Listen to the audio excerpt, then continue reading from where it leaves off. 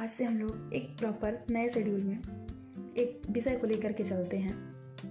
Madhya Pradesh government सरकार एक दक्षता परीक्षा कराती है जिसे CPCT के नाम से जाना जाता है, और CPCT का पूरा नाम है कंप्यूटर प्रोफिशिएंसी सर्टिफिकेट टेस्ट। इसको हिंदी में कहें तो इसको कंप्यूटर दक्षता प्रमाणीकरण परीक्षा कहा गया है। और ये हर 2 महीने में, लगभग 2 महीने में MP गवर्नमेंट इसका पेपर करवाती है। और जितने भी प्राइवेट या सरकारी सेक्टर हैं आजकल PGDCA DCA और इससे ज़्यादा इसका महत्व दिया गया है।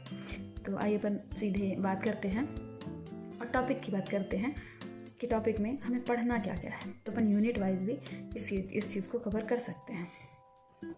तो आइए देखते हैं। कंप्यूटर प्रोफिशिएंसी सर्टिफिकेट टेस्ट का जो सिलेबस है, सबसे पहले हम उसके बारे में डिस्कशन करते हैं कि आता क्या क्या है। क्योंकि हमें किसी भी टारगेट को करने से पहले हमें उस चीज़ की रूपरेखा देख लेनी चाहिए। उस चीज़ का सिलेबस या फिर वो कहाँ से क्वेश्चन आते हैं, कहाँ से पूछा जाता है, ये ज़रूरी होता है जानना। तो इसके लिए अपन का सबसे मेन पॉइंट है सिलेबस को जानना कि जो CPCT परीक्षा कंप्यूटर की दी जाती है उसमें सिलेबस क्या क्या हो सकता है।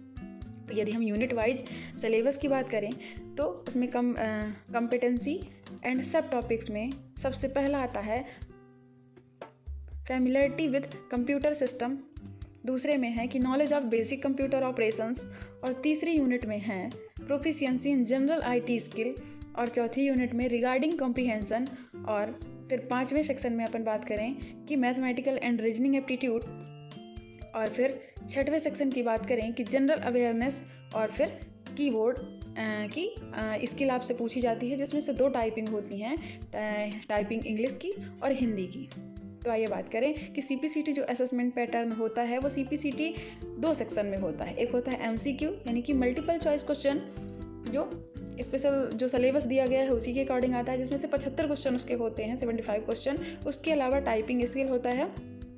टाइपिंग स्किल का असेसमेंट इस टाइप से होता है, जैसे कि पहले इंग्लिश टाइपिंग होती है मॉक टेस्ट के बाद, पहले 2 मिनट का मॉक टेस्ट होता है, देन उसके बाद में 15 मिनट की इंग्लिश टाइपिंग होती है, जिसमें से इंग्लिश टाइपिंग 30 वर्ड पर मिनट की रिक्वायर रहती है। और यदि हम अधिक कर पाएँ तो ठीक है, नहीं यदि हम 29 यानी कि 29 पॉइंट भी कुछ किए और 30 तक नहीं पहुँचे तो भी हम डिस्क्वालीफाई माने जाएंगे। इसी तरह हिंदी टाइपिंग में 20 वर्ड पर मिनट के हिसाब से हिंदी टाइपिंग की रिक्वायर्ड होती है। और यदि हम 20 वर्ड के उसमें 19 वर्ड पर मिनट भी कर पाए तो हम उसमें भी डिस्क्वालीफाई माने जाते हैं। और यानी कि 20 तक यदि हम पहुंच गए तो हम क्वालीफाई माने जाते हैं। तो सर्टिफिकेट आप जिस तरह से पेपर करेंगे, तो सर्टिफिकेट में यदि आप फेल भी हैं तो भी MP गवर्नमेंट आपको सर्टिफिकेट प्रोवाइड करती है जितने नंबर पार हैं उसके अकॉर्डिंग, बट क्वालीफाई आप तभी माने जाते हैं।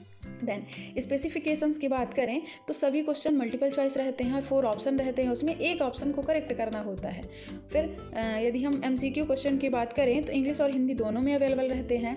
और फिर इसके बाद है कि उसमें कुछ रीडिंग कॉम्प्रीहेंशन रहता है, और उसके अलावा उसमें भी 5 नंबर का वो होता है, MCQ टाइप में उसमें क्वेश्चन होते हैं।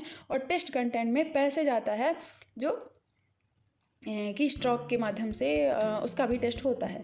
देन टेस्ट का जो ड्यूरेशन टाइम है उसकी यदि बात करें तो टेस्ट जो होता है 120 मिनट का होता है, और 75 क्वेश्चन होते हैं उसमें, और 6 सेक्शन होते हैं टोटल, तो 15। और इसके अलावा 15 मिनट का इंग्लिश टाइपिंग टेस्ट होता है, 15 मिनट का हिंदी टाइपिंग टेस्ट होता है, 15 मिनट का रीडिंग इंस्ट्रक्शन यानी कि उसमें इंस्ट्रक्शन वगैरह के लिए टाइम देता है कि आपको कैसे किस में टिक करना है, किस तरह का किस कलर का होगा यदि आपने उसको अनटिक किया है, या फिर दोबारा से किसी क्वेश्चन को आपको रिव्यू करना है तो किस कलर का रहेगा। इट मीन्स कि उससे रिलेटेड जो भी इंस्ट्रक्शन हैं आपके टेस्ट से संबंधित वो 15 मिनट के टाइम के लिए आता है।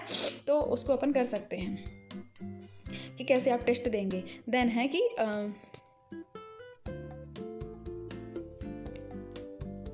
तो अब अपन बात करते हैं कि एक तरफ से सिलेबस की बात करें कि सिलेबस में आता क्या क्या है। तो जो पहला सेक्शन है तो उसमें अपन कंप्यूटर सिस्टम के से संबंधित जो भी क्वेश्चन आते हैं उसमें है कि computer awareness about different aspect regarding computer hardware such as generations and type of computers, यानी कि कंप्यूटर के प्रकार, कंप्यूटर की जनरेशन, हार्डवेयर, इससे संबंधित एक टॉपिक रहता है जिसके क्वेश्चन आते हैं।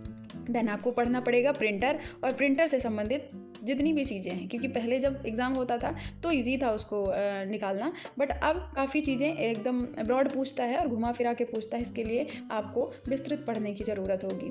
देन इनपुट आउटपुट डिवाइस क्या होती हैं, ये जब आपको फंडामेंटल कंप्यूटर फंडामेंटल पढ़ाया जाता है तब ये सब चीज़ें आपकी क्लियर हो जाती हैं।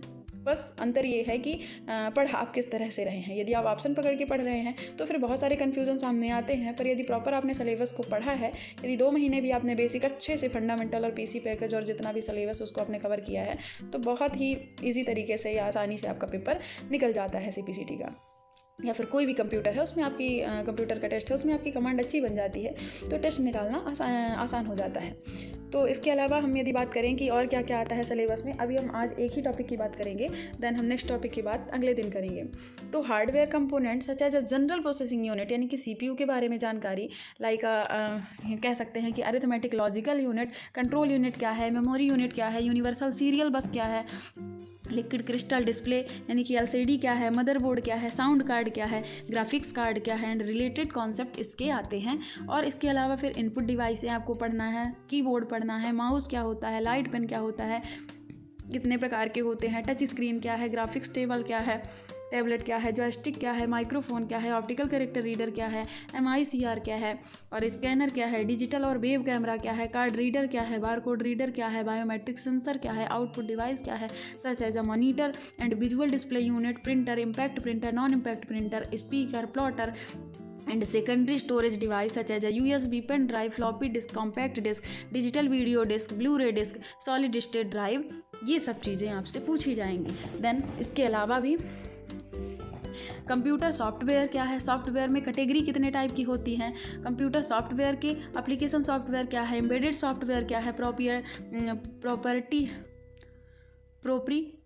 प्रोप्रिएटरी सॉफ्टवेयर क्या है, ओपन सोर्स सॉफ्टवेयर क्या है, और computer language such as a machine level language क्या है, असेंबली लैंग्वेज क्या है, और हाई लेवल लैंग्वेज क्या है, इंटरप्रेटर क्या है, कंपाइलर क्या है, ऑपरेटिंग सिस्टम क्या है such as a window Linux यानी कि विंडो के बारे में जानना, लिनक्स के बारे में जानना, और कॉन्सेप्ट किसके, मेमोरी यूनिट के, बिट बाइट क्या है, मेगाबाइट क्या है, गीगाबाइट क्या है, टेराबाइट क्या है, ये सब चीज़ें पूछी जाती हैं।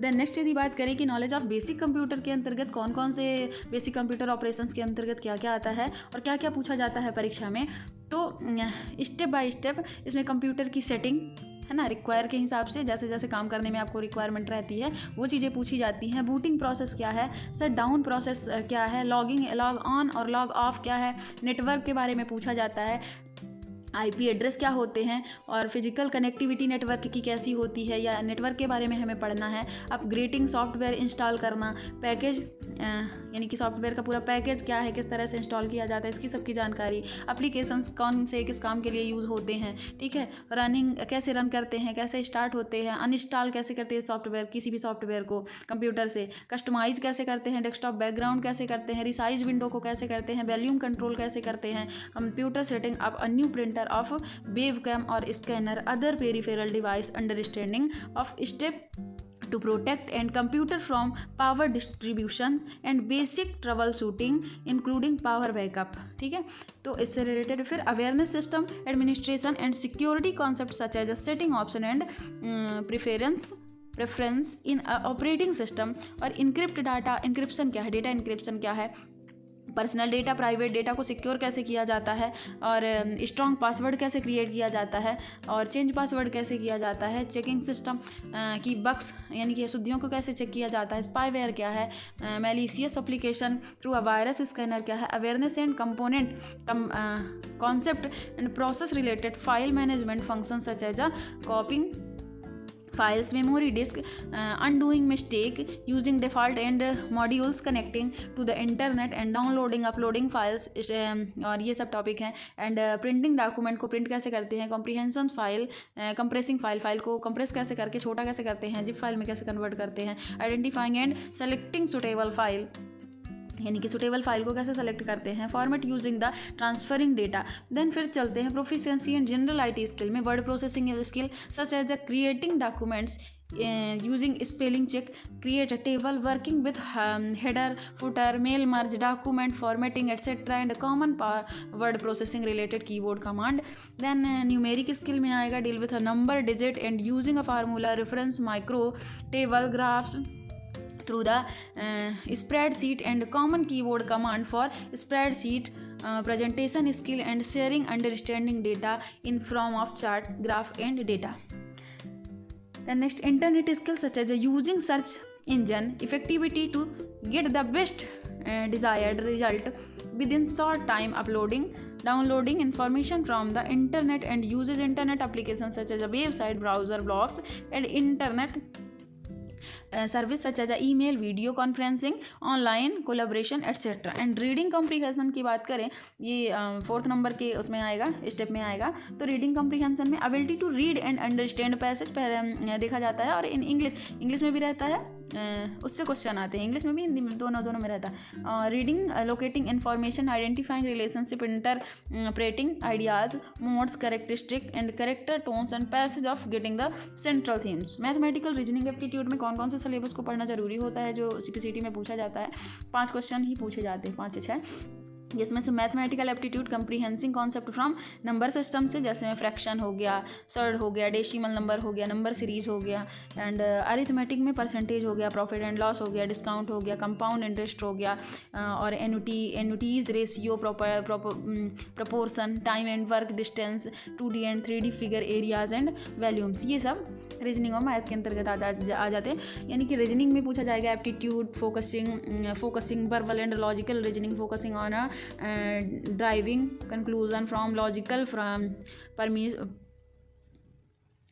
premise and assess a validity arguments based on statement of fact. और जनरल अवेयरनेस में Indian history, Indian geography, Indian economy, Indian constitution, science and technology, trends and current affair.